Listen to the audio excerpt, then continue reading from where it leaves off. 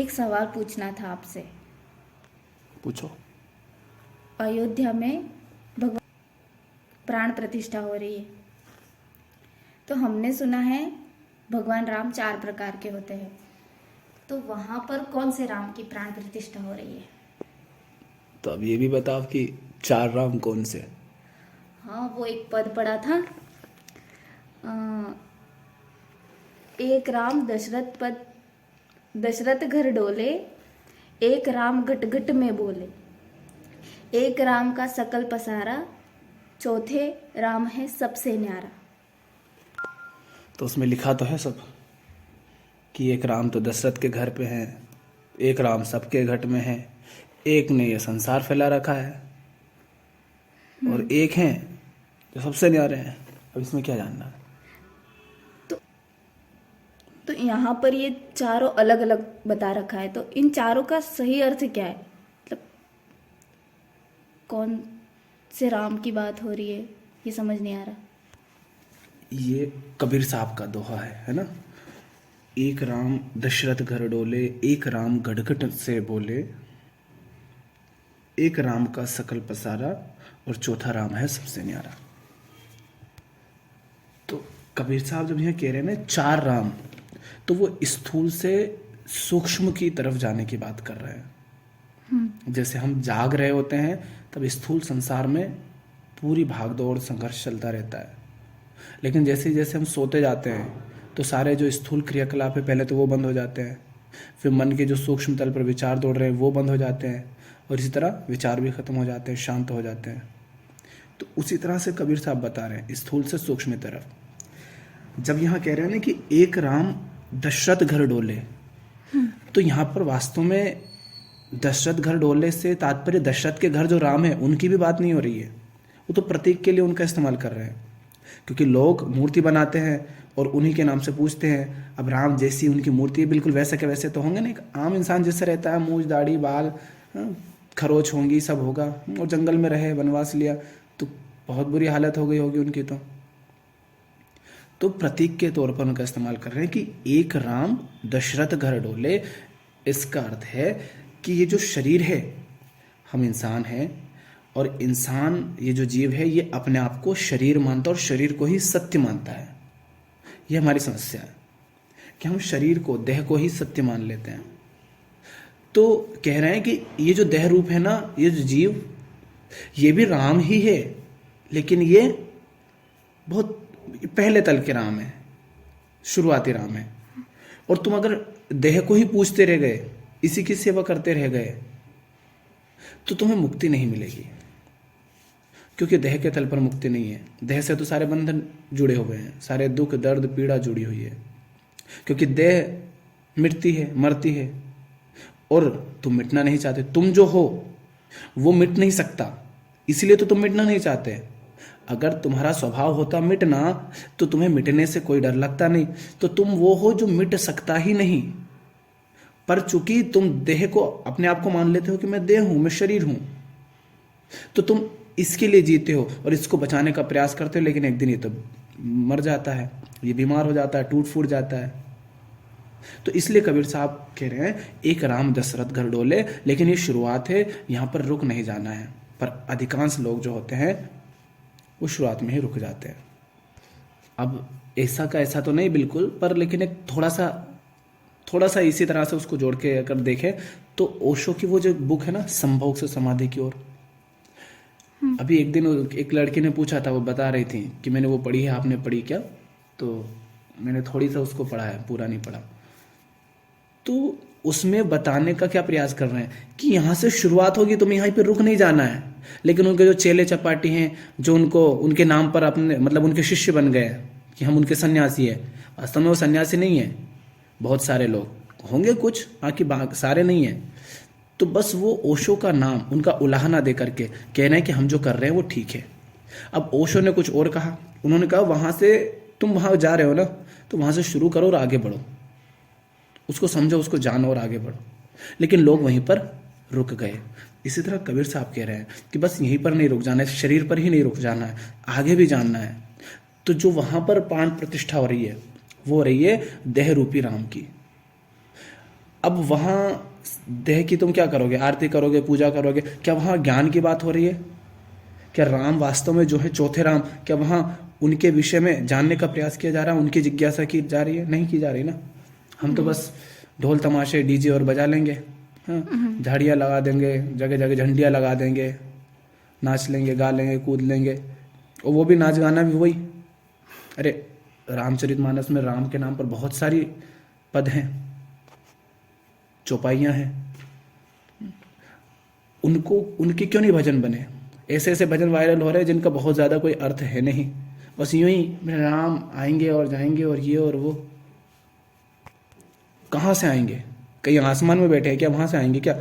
वो ये कस्तूरी कुंडल बसे मरग ढूंढे वन माही, ऐसे ही घट घट राम है दुनिया जानत नहीं। राम तो तुम्हारे घट घट में बैठे, वो कहाँ से आएंगे? तुमसे दूर हुए होते तो आते, कभी दूर हुए होते तो वापस आते ना। तुमसे दूर हुए क्या? वो और तुम अलग हो ही नहीं, पर दुनिया जानत नहीं, दुनिया जानती नहीं है। जानने के लिए आत्मज्ञान चाहिए, आत्मज्ञान होगा नहीं तो कैसे जानेंगे? एक राम, चार राम है जगत में, तीन राम व्यवहार, चौथे राम है संसार में। ताका करो विचार, ये भी वही राम है चार। तो पहले राम कौन हुए? देह। इस देह की बात की जा रही है, स्थूल जगत की, कि यह भी राम ही, ये जो सारा जगत है कि यह भी राम ही है, राम का ही एक रूप है। किंतु यहां मुक्ति नहीं है, तुम्हें इससे आगे उठना है। फिर आते हैं दूसरे राम। एक राम दशरथ घर डोले, एक राम घटघट में बोले। मैंने कल बात की थी ना, एक वीडियो डाला था जिसमें बात की थी व्यक्तिगत अहंकार की, कि ये जो मैं है जब ये जाकर के किसी चीज से चिपक जाता है, जैसे शरीर के होने के कारण अपने आप ही एक मैं भाव खड़ा हो जाता है।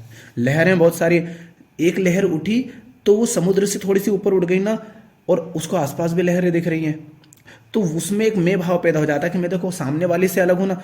समुद्र, आधार तो समुद्र है, माने आधार सत्य है, आधार तो राम ही है, पर लेकिन वो उससे थोड़ा सा ऊपर उठ गई हैं और ऊपर आसपास बहुत सारी दिख रही हैं और समुद्र को देख नहीं पा रही हैं।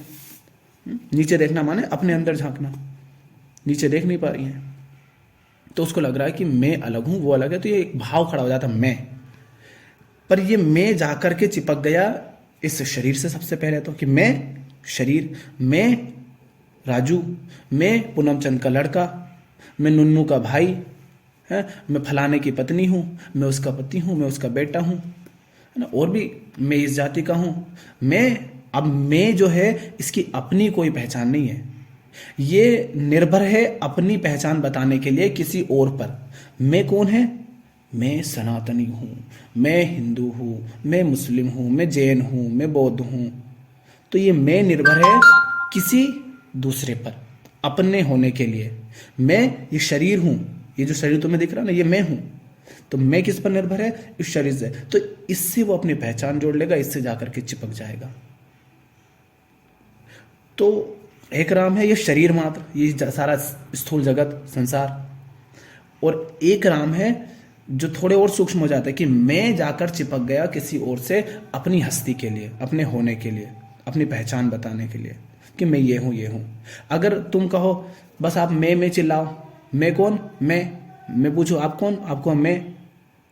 अब आपसे अगर मैं पूछूं कि आप कौन, तो आप अपना नाम बताओगे। मैं सुनीता, अनीता, जो भी कोई नाम हो, है ना, आप वो बताएंगे कि मैं ये हूं। ये नाम क्या है? ये किसी और ने दे दिया। आप इस नाम से आ सकते होंगे, इसको आपने पकड़ लिया, इससे आप चिपक गए कि जब भी ऐसा नाम कहे तब समझ जाऊंगी कि हाँ मुझे पुकारा जा रहा है। पर आप कहें कि मैं इस नाम का सहारा नहीं लूंगी, तो आप क्या बता पाएंगे अपने बारे में? आप इस शरीर का भी सहारा नहीं लेंगी, तो आप कैसे बताएंगे कि मैं कौन हूं? मैं पूछूं आप कौन है, तो आप कहेंगे मैं हूं। मैं कहा ठीक है, मैं हूं, पर ऐसा हम कहते नहीं ना। नहीं।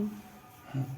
तो जब ये मैं इस शरीर के होने के कारण मैं भाव जो खड़ा हो जाता है, वो इस शरीर से या संसार की किसी चीज से चिपक जाता है और कहता रहता मैं ये, मैं वो, मैं ये, मैं वो, फलाना ढिमका, मैं करता रहता है, मैं मेरा, ये सब करता रहता है। तो ये भी राम है, पर ये किसी चीज से चिपका हुआ है। ये घट घट से बोलता है, हर कोई बोलता है ना मैं ये हूँ, हर जिसको देखो वही मैं चिल्ला रहा है कि मैं ये मैं वो। ये है दूसरे राम, कि ये भी राम ही है, लेकिन अभी संसार में उलझ गई। ये जो चेतना है ना, ये मैं कर रही है, ये संसार में उलझ गई है, संसार से चिपक गई है, झूठ को सत्य मान रही है अज्ञान के कारण, आत्मज्ञान के अभाव के कारण। समझ आ रहा है कुछ? तो दूसरे राम ये है। तीसरे क्या है? एक राम दशरथ घर डोले, एक राम गड़गट में बोले, एक राम का सकल पसारा, चौथा राम है सबसे न्यारा। एक राम का सकल पसारा, तो एक तो है ये देह स्थूल जगत, दूसरा है जो मैं भाव, जो मैं इस स्थूल जगत से चिपक गया, वो दूसरा राम है। वही मैं जब इस सब से चिपकता नहीं है, बस उसको ये भाव है कि हाँ मैं हूं, मैं का होना, मेरे होने का ये जो भाव है मैं, ठीक है मैं शरीर नहीं हूं, इससे मैं अपनी पहचान नहीं जोड़ता, मैं जगत में किसी चीज से नहीं जोड़ता, किसी धर्म जाति संप्रदाय लिंग किसी से अपनी पहचान नहीं जोड़ रहा हूं, किसी नाम से नहीं चिपका हूं कि मैं ये हूं मैं वो हूं, कोई शब्द नहीं पकड़ा, पर मैं तो हूं ना, ये मेरे होने का भाव तो अभी बचा हुआ ना मुझ में। चाहे मैं शरीर नहीं हूं पर मुझे ये भाव तो है ना मैं हूं, ये मैं भाव तक। अब आप किसी से नहीं चिपके हो तो आप अकेले हो गए हो, ठीक, और सारे भेद आपने खत्म कर दिए, पर ये होने का भाव बचा हुआ है।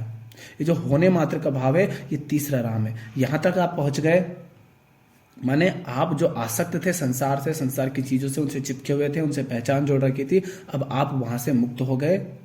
आपने कहा कि मैं ये सब तो हूं नहीं, इन पर मैं क्यों निर्भर रहूं, क्योंकि मैं तो निरालंब हूं ना, मुझे किसी का आलंबन चाहिए नहीं, मैं किसी पर क्यों आश्रित रहूं, मैं अनंत हूं, असीम हूं, तो जो सीमित है उस पर क्यों निर्भर रहूं, उससे क्यों अपनी हस्ती जोड़ूं। अगर मैं नित्य हूं, शाश्वत हूं, तो जो अनित्य है, जो नश्वर है, मैं उसके साथ क्यों अपना संबंध जोड़ूं, क्योंकि वो उससे संबंध जोड़ लूंगा, उससे पहचान जोड़ लूंगा, वो मिटेगा, मुझे दुख होगा, तो मैं क्यों चिपकूं उससे। तो जब ये चिपकना बंद हो जाता है, हम पर्सनली व्यक्तिगत लेना जब हर चीजों को बंद कर देते, ये दुख मुझे नहीं आया, दुख तो इस शरीर को, इन संयोगों के कारण, ये कुछ परिस्थितियां बनी इसके कारण दुख पैदा हो गया, ऐसे ही कोई परिस्थिति बनेगी सुख पैदा हो जाएगा, तो मैं इसको अपना दुख क्यों मानूं, मुझे नहीं चिपकना इस दुख से, मुझे नहीं चिपकना इस सुख से। तो ये जब चिपकना बंद कर देता है ये मैं, बस इसका होना मात्र बचता है, तब ये तीसरे राम कहलाते हैं। ये आपकी ही बात की जा रही है कि आप ही जब ऐसे हो जाते हैं, पहले तो शरीर को ही माना कि मैं यही हूं और इसी को सत्य माना और इसी के लिए जी रहे थे, लेकिन अंदर दर्द था, पीड़ा था, फिर आपने कहा ये चल क्या रहा है, फिर आप थोड़े अंदर गए, आपको बताया गया कि आप इन सबसे चिपके हुए हैं, ये आपने दूसरी बात जानी अपने बारे में कि अच्छा मैं ये नहीं हूं पर मैं इससे चिपका हुआ हूं, फिर आप थोड़ा और गहरे गए तो आपने जाना कि मैं इनसे अलग हूं। तो ये जो संसार में अहम फैला हुआ मैं भाव है ना, हर कोई मैं कह रहा है, कण कण मैं कह रहा है, एक पत्थर में कह रहा है, एक पुस्तक में कह रही है ना, सब मैं कह रहे हैं, इनकी सबकी अपनी। अब ये उतने चेतन नहीं कि ये कह पाए, ये बहुत जड़ है, नहीं तो ये भी कहते कि मैं, क्योंकि हर चीज अपने आप को मानती है कि मैं अलग हूं, क्योंकि वो सामने जो दिख रहा है आंखों से, इंद्रियों से जो अनुभव हो रहा है, उन सबसे तो वो अलग है ना, इसलिए उसको लगता है कि मैं इन सबसे अलग हूं, इसलिए मैं हूं। तो ये जो मैं भाव है ये पूरे संसार में कण कण में एक कण मात्र भी नहीं है जहां ये मैं भाव नहीं फैला, ये वृत्ति नहीं फैली अहम की, उसको अहम वृत्ति बोलते हैं। तो ये कौन है? ये तीसरा राम है, ये अहम वृत्ति ही तीसरा राम है। ये जब जाकर चिपक जाती है तो वो दूसरे राम बन जाती है, और जिससे चिपकी अपने आप को वही मान लेती है तो वो पहले वाले शुरुआती राम हो जाते हैं, जिनकी प्राण प्रतिष्ठा वहां हो रही है। तो वहां प्राण प्रतिष्ठा हो रही है पहले राम की, और हमें पहुंचना होता है चौथे राम तक। तुम अगर तीसरे राम तक भी पहुंच गए, संसार से जिसमें चिपके हो आसक्त हुए, तीसरे राम तक हो गए उनसे मुक्त होकर के, तो तुम चौथे में प्रवेश कर जाते हो। फिर वो जो चौथा है ना, वो खुद तुम्हें अपनी ओर खींच लेता है, क्योंकि अब ये तो जान गए ना कि जो कुछ है वो मैं हूं नहीं। तो धीरे धीरे किसी क्षण वो घटना घट जाती है कि आप फिर उस मेष भाव से भी छूट जाते हैं, पता भी नहीं चलता। तो अब ये चौथे राम कौन है? एक राम दशरथ घर डोले, एक राम घटघट में बोले, एक राम का सकल पसारा, चौथा राम है सबसे न्यारा। तो ये जो चौथे राम है ये कौन है? वो मैं जिसने अपने होने के भाव को भी छोड़ दिया कि मैं हूं। अब छोड़ा कैसे? यूं ही नहीं छोड़ा, जानकर छोड़ा। जैसे एक वो कहानी आपने सुनी होगी कि शायद बौद्ध धर्म से है, कोई राजा है, वो अब राजा है कोई भी, अपन उसको समझ लेते हैं अपने हिसाब से। मान लो एक फकीर होता है, उसके पास कोई राजा आता है, नागार्जुन होंगे और कोई, तो राजा कहता है मैं कौन हूं। तो ऐसा कुछ रथ का उदाहरण देते हैं कि अच्छा ये क्या है सामने खड़ा? वो फकीर पूछता है सामने खड़ा ये क्या? बोले रथ। तो वो कहता ठीक है। अब वो उसका एक पहिया निकाल के लाता, पूछता है ये रथ है क्या? तो राजा कहता नहीं। फिर उसमें पहिए में जो कील लगी थी वो निकाल के लाता, बोले ये रथ है क्या? बोले नहीं। एक एक करके उस रथ के फिर घोड़े ले आता है, फिर उसमें जो रस्सी थी वो ले आता है, वो कुछ डंडे गड़े लगे थे उसमें वो ले आता है, और एक एक करके पूछता क्या ये रथ है, क्या ये रथ है? राजा नहीं नहीं नहीं नहीं कहता जाता है, क्योंकि वो सब तो रथ है नहीं। फिर क्या कहा अंत में? फिर उसने पूछा अब जरा उधर देखो जहां तुम्हारा रथ था। बोले यहाँ तो रथ। बोले कहाँ है रथ? तो बोले रथ नहीं है। तो फिर बोले रथ कहाँ है? तुम तो कह रहे थे तुम रथ से आए थे, रथ खड़ा था तुम्हारा। तो वो सारी चीजें तो रथ नहीं थी, और वहां अब रथ गायब हो गया, उसमें से वो सारी चीजें निकाल ली जो रथ नहीं थी। हाँ। जो रथ नहीं थी, पहिया रथ नहीं था, वो जो उसमें लकड़ी लगी थी वो रथ नहीं थी, वो कीला लगा था वो रथ नहीं था, वो घोड़े रथ नहीं थे। तो एक एक करके सब निकाल लिया कि ये तो रथ है नहीं। तो राजा से पूछा रथ क्या था? इन सब से मिलजुल कर जो एक संरचना बनी, हमने उसको रथ का नाम दे दिया, हम उसको सत्य मान लिया, पर वास्तव में उसमें जो चीज लगी हुई थी उनका भी अपना अपना अस्तित्व, अलग अलग अस्तित्व है। वो भी मानती कि मैं भी हूं, ऐसे वो रथ मान रहा था कि मैं हूं। वो रथ अपने आप में कुछ नहीं है, रथ नहीं है ना, बाकी सब चीजें थी, रथ नहीं है। इसी तरह तुम भी अपने आप को ये शरीर मान बैठे हो, ये ढांचा मान बैठे हो, और इस ढांचे के कारण तुम में ये भाव पैदा हो गया कि मैं हूं। तुम कौन हो? तुम कुछ नहीं हो। जब तक तुम कुछ हो तब तक तुम कुछ नहीं हो, और जब तुम सचमुच कुछ नहीं हो जाते हो तब तुम राम हो जाते हो। तो तुम्हें कुछ नहीं हो जाना है। पहले तो जिससे चिपके हो उसको ही तुमने मान लिया कि ये मैं हूं, वो पहले तल के राम है, उससे हटो, उससे मुक्त हो, उसको जानो। दूसरा, ये जो पहचान जोड़ने की वृत्ति है, जा जाकर चिपक जाते हो। पहले तो जिससे चिपके तुमने अपने आप को वही मान लिया। दूसरा, जो चिपके हो उसके माध्यम से अपने आप को बता रहे हो कि मैं कौन हूं, ये मैं जा करके चिपक गया। और तीसरा, ये मैं होने का भाव, और ये होने का भाव कब छूट जाएगा? जब जान लोगे कि ये सब, ये जो संरचना है इसके कारण ये मैं की आवाज निकल रही है। वो एक भजन है ना ऐसा कुछ कि मैं की आवाज आती कहां से, ऐसा कुछ कि ये जो अंदर से बोल रहा है ये कौन है? तेरे शब्दों के पीछे कौन है? ये आंखों से आंखें हैं, पर आंखों के पीछे कौन बैठा है वो तो बताओ। कान सुन रहा है लेकिन कान के पीछे सुनने वाला कौन है? तो वो जो बैठा है वो अंदर कुछ चीज नहीं है, वो तो कण कण में समाया हुआ है। पर वो जब किसी एक से चिपक जाता है, या अपने होने का, अलग होने का किसी और से जब द्वैत खड़ा हो जाता है कि वो अलग है मैं अलग हूं, एक संसार है और एक मैं हूं, मेरा जो होने का भाव जब तक रहता है तब तक आप चौथे तक नहीं पहुंच सकते। तो आपको अपने होने के भाव से भी मुक्त होना होगा ना। आपको ये जानना होगा कि ये जो मुझे लगता है ना कि मैं हूं, आपको जानना होगा कि मैं हूं ही नहीं, मतलब मैं कुछ नहीं हूं। मतलब वैसे ही ना, जैसे वो रथ का कुछ नहीं बचा लास्ट में। हाँ। कुछ था ही नहीं वहां पे। वो तो संरचना मिली जुली थी। अब वो ऐसी संरचना बनी थी, उसके कारण एक आवाज आ रही थी। वो संरचना घोड़े की बन जाती तो घोड़े में से एक आवाज आती, कुत्ते की बन गई तो कुत्ते में से एक आवाज आती। अलग जैसी संरचना उसके अनुसार उसमें से आवाजें निकलती है, उसकी क्रियाएं रहती है। ऐसे एक ढांचा ये शरीर जैसा है जिसको हम इंसान नाम के दे देते हैं, इसमें से कुछ आवाजें निकलती हैं हम पर। ये जो बोलने वाला है ये इस शरीर से के साथ आसक्त हो जाता है, इसे चिपक जाता है, तो अपने को मान बैठता है कि मैं यही तो हूं। तो समझ आया चार राम क्या है? तो पहला, मैंने अपने आप को देही मानता हूं, इसी को सत्य मानता हूं, तो ये चौथे पहले राम है। दूसरे, मैं इसके साथ अपनी पहचान जोड़ रखी है, बस ये दूसरे राम है कि मैं जाकर के चिपक गया किसी चीज से अपने होने के लिए। और तीसरे वो है तीसरे राम उसे कहते हैं जहाँ सिर्फ होने का भाव बचता है, और चौथे राम वो है जहाँ होने का भाव भी नहीं रहता। और बात फिर उल्टी चलती है। तुमने देखा होगा फकीरों को बादशाह कहते हैं, शहनशाह, राजाओं के राजा। क्यों? वो तो फकीर है, फिर राजाओं का राजा कैसे हो? जो फकीर हो गया पूरी तरह से अंदर से, वो राजा हो जाता है, वो बादशाह हो जाता है। इसी तरह जो कुछ नहीं हो जाता है फिर वो सब कुछ हो जाता है।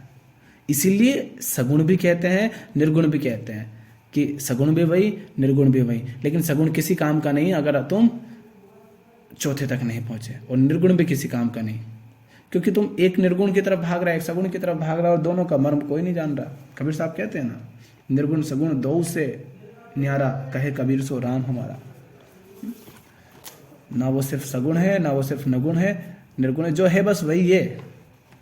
पर नहीं जानते हो तो किसी का महत्व नहीं। तो फिर ये जानने के बाद तो वहाँ पर वो प्राण प्रतिष्ठा होना भी इतना ज़रूरी नहीं है, नहीं हो मतलब हो जाए। देखो हर व्यक्ति एकदम से मंजिल पे नहीं पहुंच सकता। हम भी जब चढ़ते हैं छत पर तो पहले चढ़ाव से शुरू करते हैं, एकदम से नहीं पहुंच पाओगे। कोई थोड़ी तेज भक्ति आएगा तो उछल उछल के 2-4 बार में सीढ़ियां पार कर जाएगा, एकदम से नहीं कर पाता कोई। तो हर तल की चेतना होती है, इंसान अलग अलग होते हैं, किसी को कितना मिला, किसी को कितना मिला, तो वो भी ज़रूरी है। पर वहाँ बस यही पाखंड कर दिया अगर चालू कि मंदिर, एक तो या तो राजनीति घुसेड़ ली उसमें, या फिर बस यही जैसे चल रहा है कि आओ प्रसाद चढ़ाओ, फल चढ़ाओ, पैसा चढ़ाओ, और बस सर झुका लो और चलो अपने घर, माथा टेको, नारियल फोड़ो, यही सब चलते रहे। जानने की कोशिश नहीं की, ज्ञान का वहाँ कोई प्रकाश ही नहीं है। वहाँ पर तुम्हारे मन के उलझनों को, सवालों को मिटाने के लिए कोई व्यवस्था नहीं है, वहाँ पर कोई शिक्षा नहीं है। जो ज्ञान राम कौन है वास्तव में, उसको जानने की कोई जिज्ञासा नहीं की जा रही है, तो कुछ नहीं है, वैसे ही खिलौना बन जाएगा। लोगन राम खिलौना जाना, खिलौना बन जाएंगे राम भी। जैसे ये ना, अब इनको मौका मिल गया उछलने कूदने का, तो बहुत सारे हैं बस इसलिए उछल कूद रहे हैं क्योंकि इनको दैनिक जीवन में कुछ है नहीं, तो आज उछल लेंगे राम के नाम पर। राम को बस एक एक एक वो बना लिया है, क्या कहते हैं उसको, माध्यम। अच्छा, माध्यम अपनी हवस, अपने अंदर की भावनाओं को, वासनाओं को बाहर प्रदर्शित करने के लिए राम एक माध्यम बन गए हैं, खिलौना बन गए हैं। कि देखो नहीं, हम तो राम के नाम पे कर रहे हैं, राम के लिए कर रहे हैं। अभी कुछ दिन पहले मैं शाम को वीडियो रिकॉर्ड करने लगा था, और यहाँ पर बाहर पूरी सजा रखी थी और डीजे बज रहे थे, और उसमें बज क्या रहे थे गाने, बेहुदे गाने। और मैंने वो लिखा था उस पर कागज पर, मैं सोच रहा था वहाँ पे चिपका के आऊँगा कि भैया राम का अगर त्योहार है तो उत्सव है, तो राम के भजन गाओ, वो बजाओ, और शांति से बजाओ। राम थोड़ी ना शोर मचाते थे, राम तो शांत थे, सहज थे। तुम ये क्या इतनी तेज कर रहे हो? पर तब तक वो बंदी हो गया था। फिर तो अच्छी बात है, मंदिर बनना चाहिए, पर लेकिन वहाँ पर शांति हो, वहाँ पर ज्ञान हो, लोग वहाँ जाएं तो उनको ये समझ आए कि जहाँ वो उलझे हुए हैं जिस संसार में, वहाँ उनके बंधन क्या हैं। तो फिर उनका महत्व है। नहीं तो इतने सारे तो मंदिर हैं भारत में, कितने मंदिर हैं, हजारों लाखों मंदिर हैं, किस काम के अगर वहाँ पर ज्ञान ही नहीं है तो। अभी बनारस गए थे, वहाँ पर बस भीड़ की भीड़ लगी हुई है, और ढोले जा रहे हैं भगवान, अब मूर्ति है ना, उस पर, और शिवलिंग है, और उस पर लोग पत्ते, फूल और ये और वो और दूध और ये बहाए जा रहे हैं, बहाए जा रहे हैं। थोड़ी बहुत भी अगर जागृत इंसान होता आज, तो उसको ये दिखता है कि ये दूध आ कहाँ से रहे। बेचारा उस जानवर के सोच लो, ये इतने सारे फूल तुम तोड़कर यहाँ डाल देते हो, कचरा करते हो, गंदगी करते हो, उस पेड़ को जो सुंदर लग रहा था फूल के कारण, तुमने उसको फूल तोड़ करके और बर्बाद कर दिया। बहुत सारी बातें हैं, तो लोग ये सब समझते नहीं, कोरा कचरा करते हैं। वही जो अंदर है वही बाहर ढोल देते हैं। वो ये सब प्रतीक है बाहर के, अंदर के। सड़कों पर जो चौराहों पर भीड़ रहती है ना, वो क्या है, वो अंदर इंसान के अंदर खोपड़ी में जो है ना भाग दौड़, उसी की भाग दौड़ है वहाँ पर भी, चौराहे पर। तो ऐसा है। तो इस तरह से हम 4 राम की वो बात करते हैं कि 4 राम, तो वहाँ जो प्रतिष्ठा हो रही है वो पहले वाले राम है।